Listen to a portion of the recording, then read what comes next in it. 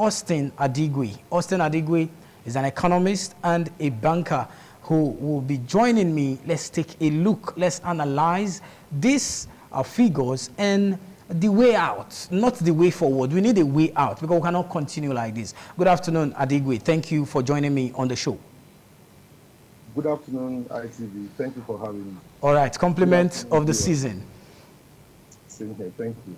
Okay, I'm pretty sure you heard me read out the whole figures from the National Bureau of Statistics, the rises, the this, the that. But the first question we're going to start with, what is really the core causes of inflation rising in Nigeria every month? Okay, so Lawrence, economics is governed by principles. Okay. Okay, there are fundamentals. Yeah. It's quite different from areas or aspects of life that deals with emotions. Okay. If you are not tackling the drivers of this inflation, you should not expect it to abate. I think the question should be to identify the drivers of Nigerian inflation. Yeah, definitely. We will get to that part to now know the drivers. Okay, so and see if the effort of the monetary authority, yeah, okay, has any correlation with solving these problems. You know, they rose from the last MPC meeting where they increased NPL. Yeah. Again, but they all unanimously agreed that this inflation, okay, is driven by very high food prices. And you know the reason why we have high food prices? I think it's common knowledge. You talk about reduced harvest that came from, you know, crisis in agricultural zone. You also talk of flooding that happened in those areas, as well as the decay in our transportation system in terms of infrastructure. So if most farmers are no longer in their farms because of insecurity, and we are yet to cut over to mechanized farming, you would expect that harvest will be low. And when you have very low harvest, okay, with the kind of population we have in this country, then you're going to have deficits on the supply side. That will well increase in food prices. So, but the authorities, are they addressing those key factors, okay, that are militating against improved harvest? That's the question that we'll answer as we progress. Okay. Then you also look at energy cost. Yeah. You look at the energy cost driven by two fundamental policies of the present administration. But because it's not like inflation has not always been with us, but the rate of increase is now what is so worrisome. All right, it's so worrisome. So you look at the energy cost, okay, the spike in energy cost is attributable to the famous subsidy must go, the introduction of VAT to diesel. You know that subsidy was said to have been removed in May 2023, and the following month, June, federal government also introduced a VAT of 7.5% on diesel, knowing fully well that we are still struggling with power, and that manufacturers practically rely on diesel to power their generating sets, okay, for production. So you would expect that when you increase the overhead cost of production, you then expect that it will crystallize into prices of manufactured goods. Then you also look at transportation. But I look at transportation. The transportation cost is very high, and you know that production is only complete when the finished goods get to the final users. So when you harvest somewhere in Sokoto or Kebbi, all right, bulk of it is coming down to the south, Lagos, Port Harcourt, and the likes. And you know our dependency on road transport. So are we also fixing our roads to reduce the travel time of these trucks? Are we also dealing with the multiple taxation on our roads orchestrated by both state and non-state actors? Because these are elements, okay, that feed into the prices of goods and services at the end of the day. Why should a government that is concerned about reduction in food prices, knowing that transportation be increasing the duty on spare parts? Okay. If you're producing the spare parts of some of these articulated lorries, that's fine. You protect your local manufacturers. But these are parts that are not being produced in this country. So when you take so much from whoever is bringing the parts by way of import duty, it will distill into whatever is charged or paid in transportation. So now those three major drivers are on the supply side of the economy, not on the demand side. Okay. Meaning that inflation is high in Nigeria, not because of excess liquidity, okay, as claimed by CBN, and they have erroneously pursued, contractional monetary policy that has failed them since May of 2022. So these factors are on the supply side, meaning that we are facing cost push inflation. So fiscal policy, monetary policy should be addressing these variables to reduce this high cost of inputs into production or service. That is the only time we begin to see inflation come down. But Okay. that's not what we are doing. That's not what we're doing. And that's why inflation has remained, has continued to surge. Yeah. I'll give you an example, Lawrence. In 2022, precisely May 2022, the then CBN governor, Emefiele, Emefiele. all Yeah. right, inflation was at 17.71% as at that time. Told Nigerians that there is need to rein in inflation, that 17.71% was It was scandalous. just There too is need high. to, Absolutely. yeah, was just too high. So that time, so what Yeah. did he do? He went the lazy way, which is always increase MPR, Yeah. increase the reserve ratio of Reserve banks. ratios. Just one side of checking inflation without necessarily looking at the nature of inflation that he's trying to fight. You don't fight cost push inflation with solutions, okay, that are best suited for demand pull inflation. So what did he do? He increased MPR from 11.5% to 13%. And then he continued to do the same thing, which is increase MPR Increasing. till he Yeah. left office. Till he left office in 2023. I think he was replaced with an acting CBN governor. Yeah. As at that time, he has Folashodun then. increased exactly. He has increased rates to MPR. As at that time, he has increased it to 18.5% from 11.5.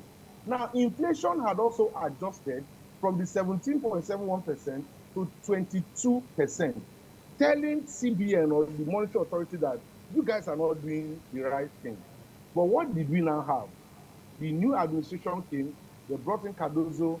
I mean, when he was doing his defense, I was impressed when he said it's going to be evidence-based, Yeah. going to be backed by data. But he still followed the same principle that failed us Emefiele. under Yeah. Emefiele. Yeah.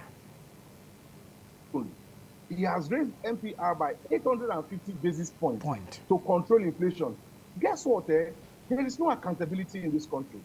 Because I see no reason why someone will tell Nigerians that I want to fight this economic distortion through this policy measure. Several years down the line, okay, you see that you're not getting results and nobody is fired, nobody is questioned.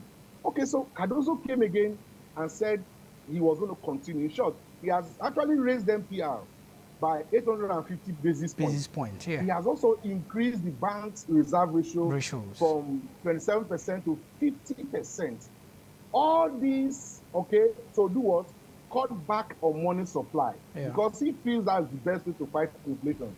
As we speak now under Cardozo, he has raised MPR from 18.75% So now 27. 27.5%. Yeah. All right, that's about 850 basis points. Guess Absolutely. what? Inflation has also spiked. So today we are looking at 34.46%. All right, that's because what they are doing is just playing with the lives of Nigerians. According to CBN data, under the money and credit, money supply in the economy in January was 94 trillion naira. if you are adopting a contractionary monetary policy, the outcome is a fall in money supply eventually, right? But guess what? In September, in short, in November now, with their own records, money supply in the system has grown to 107 trillion, which means we are worse off by 13 point something trillion. So how are you then doing contractionary monetary policy and then money supply is expanding? What about currency in circulation? It was 3.6 trillion in January. As we speak now, we are moving close to 4.1 trillion, telling you that these policies have failed. How about credit to private sector? Because private sector, as far as I'm concerned, manufacturing is the priority sector. That is the sector that will take us out of this economic quagmire. The credit to the private sector has fallen between January and October by well over 600 billion. But credit to public sector has grown by 16 billion. So you can see where their interest lies. So CBN is not fighting inflation. What CBN is simply doing is using rates to incentivize Nigerians, all right, to invest in government treasury bills and bonds. And that's why government has been able to raise domestic debts, all right, under the space of 1 year by 18.6 trillion.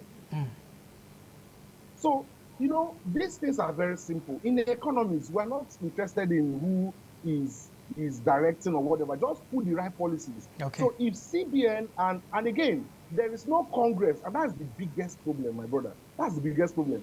There is no Congress between fiscal policy and monetary policy in Nigeria. Nigeria is the only country that runs this kind of system, where the fiscal policy is pulling on a different direction and monetary policy is pulling on a different direction entirely. We've been running deficit budgeting, all right, since almost like forever. I think we had only surplus budgets, that was 1999 and 1996. We've been running deficit budgets since 1997, though at manageable level. But what we are seeing today is scary. And when you run deficit budgets over time, it will lead to what is called structural inflation, because what you're simply doing is funding the deficit either through borrowing, which will also lead you to debt service, or through printing money. Oh. So it's that the government is not fighting inflation. Government, by deficit budgeting that they've done from time immemorial, is pursuing expansionary fiscal policy. And CBN is pulling off contractionary monetary. Okay. So don't expect inflation to come down because people feel it should come down. Yeah. Inflation will come down when we begin to address, all right, the drivers of this inflation. Okay. Now, according to the report, it says for the past 26 years, just like you mentioned, since 1997, this is the highest we've ever had as a country.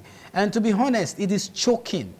You can attest to that because you are in the banking sector, you are an economist, so everybody is feeling this pain as Nigerians, especially with this period we are, which is U-tide. You know, people cannot even afford some basic necessities for their home. What do you really think? Because we are trying to look at the way forward now. I'm pretty sure you are a bit close to where these whole economic policies are being made, which is the commercial nerve of Nigeria. What do you think we should really do to tackle this? Because it seems like the more they are raising interest rate and MPRO, the more the inflation is rising.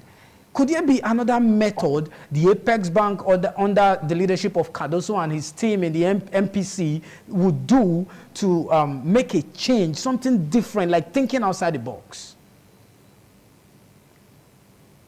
Okay, so the management of CBN has opted for the lazy way of solving inflation. They've just refused to do things right. Okay, so you know, the argument that they will also put forward is, if you want to attract investment into the system, you need to have a relatively high interest rate. I agree. But that's only a necessary condition. It's not a sufficient condition. Because investors are also looking at other parameters returns on their investment must also be supported by security, must also be supported by infrastructure. Otherwise, whatever they are competing now as their return will be wiped off by expenses that are actually avoidable, all right, in sane societies. So it's not just enough. What they are simply doing is driving portfolio investment, all right? They are driving portfolio investment to the detriment of the risk sector. So all they need to do is let off. This MPR hike is hurting the economy more. The reason why it is so dangerous for us is because we are also facing exchange rate volatility. That's also part of the legacy of this administration. And when you distort the FS market, you expect your manufacturers to step in and then stabilize by creating substitutes to the goods that you import so that your import bill can come down, Okay. and then thereby reducing the dollar content in what is consumed. But at non-concessional benchmark interest rate of 27.25%, Yeah. 0.5%. Keep in mind that there is also a +5 around the asymmetric corridor, around Yeah. the MPR. Yeah, Which means true. that if bank is to lend to commercial banks, they'll be lending to commercial banks at 27.5 plus 5%, that's about 32 point 32 something. point something Now, percent. which manufacturer is making a spread of Yeah. 20% that will approach a commercial bank today for a loan of 40%? It makes Okay, no sense. Austin, I need to Then fine. cut On you. the flip side, I need to cut you a little bit. You will make this point further, and you will have a landing after the short break. We just need to go on a break shortly. All right, welcome back. And we're still talking the economy. We're still talking inflation. We're looking at the way out. It seems like trying to say the way forward. The way forward lately has always been increase in the statistics of inflation anytime it's been released. So let's see if we can make sense out of the way out. And I still have my guest who is joining me virtually from Lagos, and I have Austin Adigwe. Austin Adigwe is an economist and a banker who understand the economic indices, making sense out of the whole issue. So Austin, you were making a point before we went on that break. I will urge you to continue with your point so you have a landing point as well. okay, so we can actually have a reprieve, Yeah. on this inflation, Okay. If the right policies are pursued. All right. We have precedents. Under Obasanjo, within the first 1 year, inflation did not increase beyond 0.5%. Yeah, I saw that Now, statistics recently. I did. So Jonathan, under 3 months, inflation actually decreased by about 3%. And Yeah. in 1 year, inflation did not rise up to 0.5%.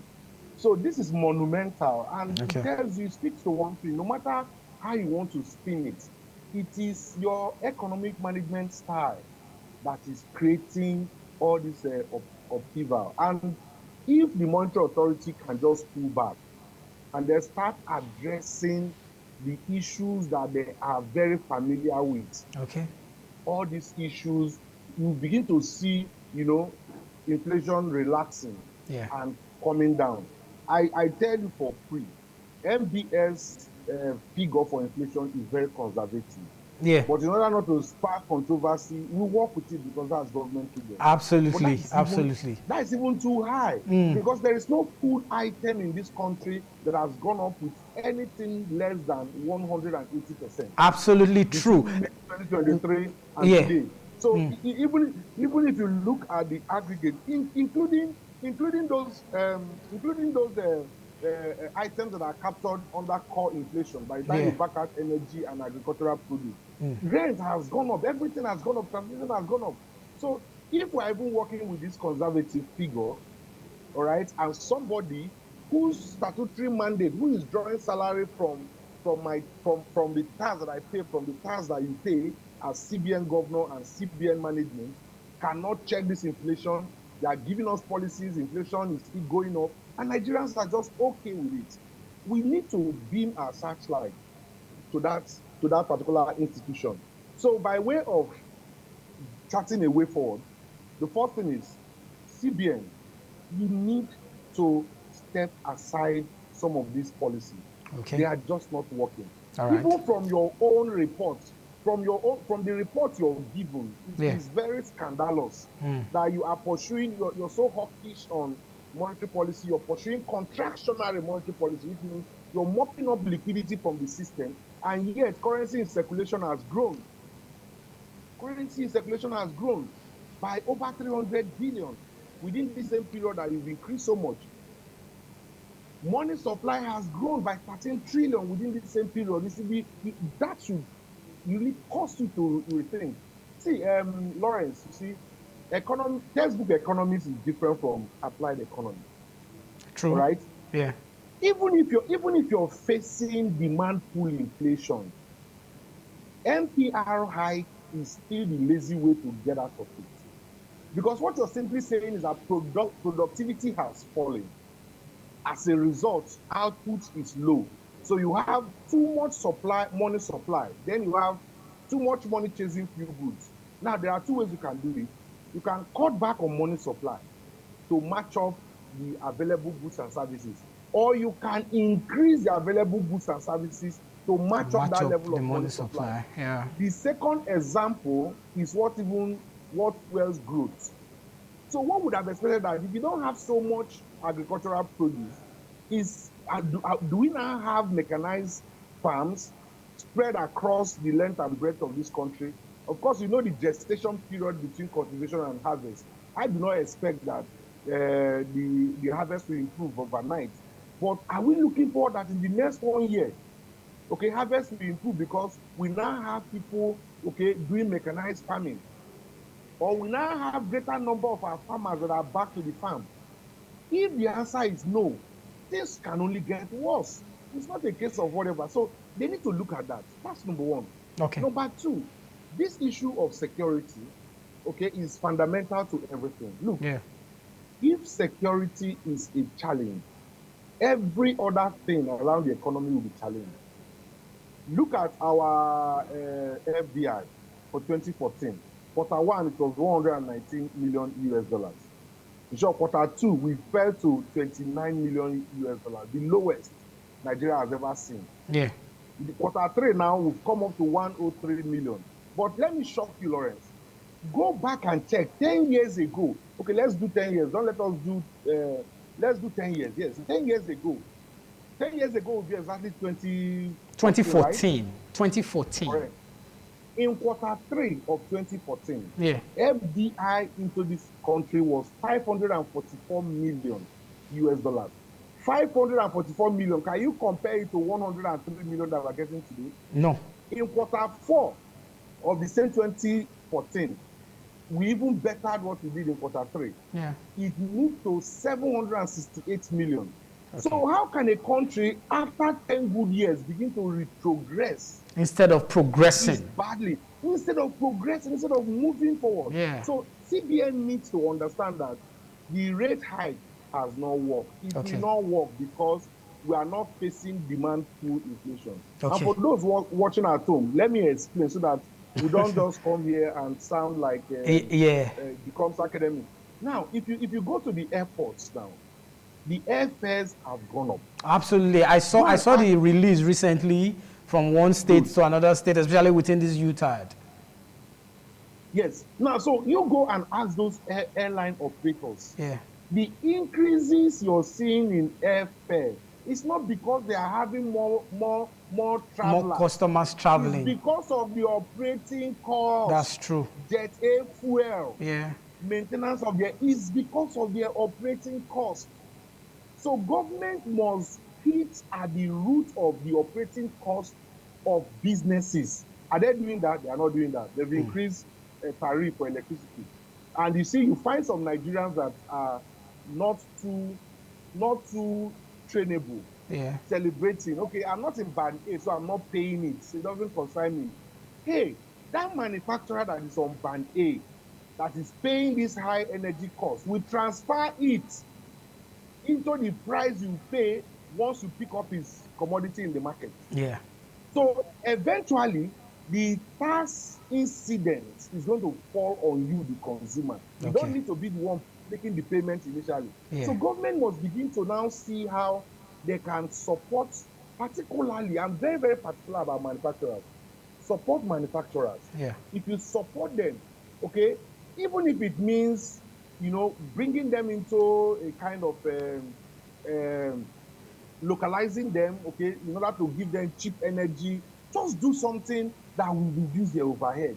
Okay. And it subsequently it will feed into the prices that they will charge for their goods and services. They will Okay. begin to see, you know, a fall. Yeah. Then for our agricultural sector, it's time this country moves away from this mechanical way of doing Way of things. going to doing agriculture. How can we, yes, how can we in 2024 be reliant on subsistence farming? A man with a hoe and cutlass Yeah. we cultivate. Yeah. Yes, they are doing it. But let me tell you, if we go mechanized today, we don't need everybody in the farm. Absolutely. We need about just five firms, all right, with full mechanized farming system to feed this country, and we won't have enough for export. So the question is, the authorities, are they looking at all this? Okay. We are borrowing money from World Bank for irrigation. We are borrowing money from World IMF. Bank to fight nutritional challenges in pregnant women and adolescent girls. Nigeria is contributing 15% of global maternal mortality rate at 1,047 per 100,000 live birth. And Nigerians are not asking. These monies that we are borrowing, what is the... Okay. So we can reverse this. Okay. That's the beauty of it. Okay. We can reverse it. Let's now adopt the right policies. Okay, let's walk through trying to wrap up, because we have less than, say, 5 minutes thereabout. Let's see how we can now bring in the budget, the 2025 budget. Would you think the sum of 49.7 trillion naira that was just presented on Wednesday, it has gone through second reading as at yesterday by the National Assembly, do you feel the budget can help in bringing us out of this inflation quagmire? Would there be a hope that 2025 we have a better prospect for that? Because I read through the papers of that budget. I laughed over so many things I saw. I'm not an economist anyway, but at least I have one or two ideas about how this thing works. Pegging exchange rate at 1,500. Initially, it was 1,400, but presenting the budget on Wednesday, they changed it to 1,500. So automatically, that means the black market, we should be hoping or expecting to see maybe 2,000, 2,005, or even the 2,002 rates next year. So do you feel personally, as an economist that you are, you have a more detailed idea that the budget for 2025 can bring us out of this quagmire of rising inflation? Because we are waiting now. By January 15th, they will release the one for December. I am saying it on a live television here that it will rise, because this is Yuletide season. We're going to be expecting maybe 36 or 37% when they release it by next month. So just give us a walkthrough if the budget can save us. You're laughing. Lawrence, you're really very funny. You see, you're looking at the nominal value of this budget. Yeah. That's about the smallest budget we've had. Absolutely, that's the truth. Smallest. Look, in 2020, we implemented 10.8 trillion naira budget, and the dollar equivalent was $35 billion. 35 billion. Today we are talking about 47.9 trillion, and the dollar equivalent is just 27.5. How did we get here? You see, anybody can be hopeful, but I've taken a cursory look at it. First off, your debt service is 16 point something trillion. That's what was budgeted to service debt. Yeah, just calm down. Which is 45% of your total budgeted revenue. Absolutely true. Which you're not going to achieve. I will explain that you can achieve it. You can achieve it. All right. Now, by the time you factor in, if you pick the personnel cost, so these are not productive agents. And what I mean by productive agents, they are not investment that will create more value for the system. True. If you pick the debt service of 16.3 trillion, then you pick the personnel cost of about, I think, 8.2 trillion or thereabout. It comes to about 24 trillion. That's about 63% of the total of the budget already. total revenue that Yeah. you're looking at. So it means that you're left with only 23 trillion for every other thing that has to be done, including capital, whatever. So it's actually a joke. That's to Okay. start with. Then, if you now look at the assumption of the budget, you Yeah. won't even bother going through. Okay. Because in 2024, you had a budget assumption of 1.78 million barrels per day in terms of crude production. Actual that was achieved was 1.3. 1.3, yeah. Right. But they pegged this time now that- 2.06. So that was 2024. Yeah. 2024, said 1.78, you achieved 1.3. So on what basis did you arrive at 2.06? 2.06 million? Yeah, Is per this day. like a joke or what? That's Yeah. number one. Number two, again, you have inflation targeting. You targeted inflation at 21% for 2024. We ended up at 28%. Yeah. Now you're targeting inflation at 15%. Meanwhile, there are no empirical data to support that you are doing anything other through, like I said, there's no congress between fiscal and monetary policy. That is even a no-no. So there is no empirical evidence showing that there are policy trusts that will help you cut back on this inflation. Like I said, the drivers of the inflation are not being addressed. Importation of spare parts for vehicles, Yeah. trailers, is still high. I know people that bring in these things. They tell me how much they spend. In terms It's of still forex and all that. You have not backed down on VAT that you collect That's on true. diesel. Yeah. Diesel is the major input into transportation. Our roads are not fixed, even though you've rushed to do Lagos Calabar highway to be delivered in 8 years. I would have expected that you fix the road between Benin, I think they said it's Benin and one other state. Yeah, Benin Delta, that's Edo to Delta, that's the Warri Saple Road.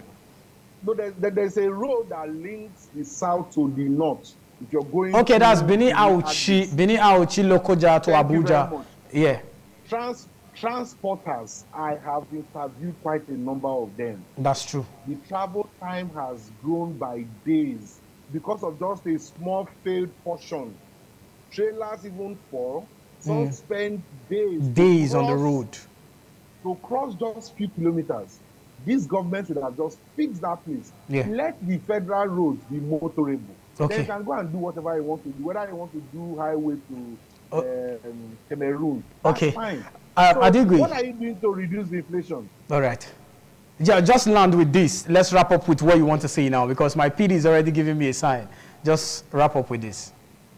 You know, there's never... there's never time for us to have this conversation on the live TV. That's why. Yeah. Okay, so what I would advise or what I would suggest. Yeah. This government, we want our government to succeed, because if they succeed, everybody will succeed. Absolutely. Nigerians will be struggling to escape. That's true. Country. The Jackpot syndrome will not be there. Government, federal government, you need to step back. Okay. This is the time to step back and take stock of what you have done so far and the results that you have. Because anything that gets measured gets done. Okay. If the result is showing you that you're not getting results, maybe just tweak this policy. Okay. CBN should, as a matter of urgency, stop this rate hike. All right. The interest rate in the system cannot encourage lending to the private sector. Okay. And we need the manufacturers to go. Keep it in Lawrence, let me just say this last stuff. Okay. If you check the Manufacturers Association of Nigerians report for the first half of 2024, they've told us now that inventory of unsold finished goods held by manufacturers has grown to 1.4 trillion naira. Nobody wants to do business. You manufacture and people don't have the purchasing power to buy your goods. It's not going to spoil you to produce more. That's true. So we're going to see even crash in investment, production, and employment in 2015 if nothing is done. Okay. But they can do it. They can actually turn this thing. Adigwe, I really want to thank you for your time. Like you said, you and I know that there's never time for us to have conversation, especially when it's a live program on TV. I really want to thank you for your in-depth analysis. It's always robust when I have you on the show. You give us insight and details. And we're pretty sure we'll be tracking every of this analysis and information, and we'll continue to engage with the authorities in place to see how everything can be done for us to have a better economy in Nigeria, because the cry on the street every day is there is hunger in the land and the people need to eat and feed. Thank you very much for your time. I also use this medium to wish you a Merry Christmas ahead for next week. Thank you very much for joining us.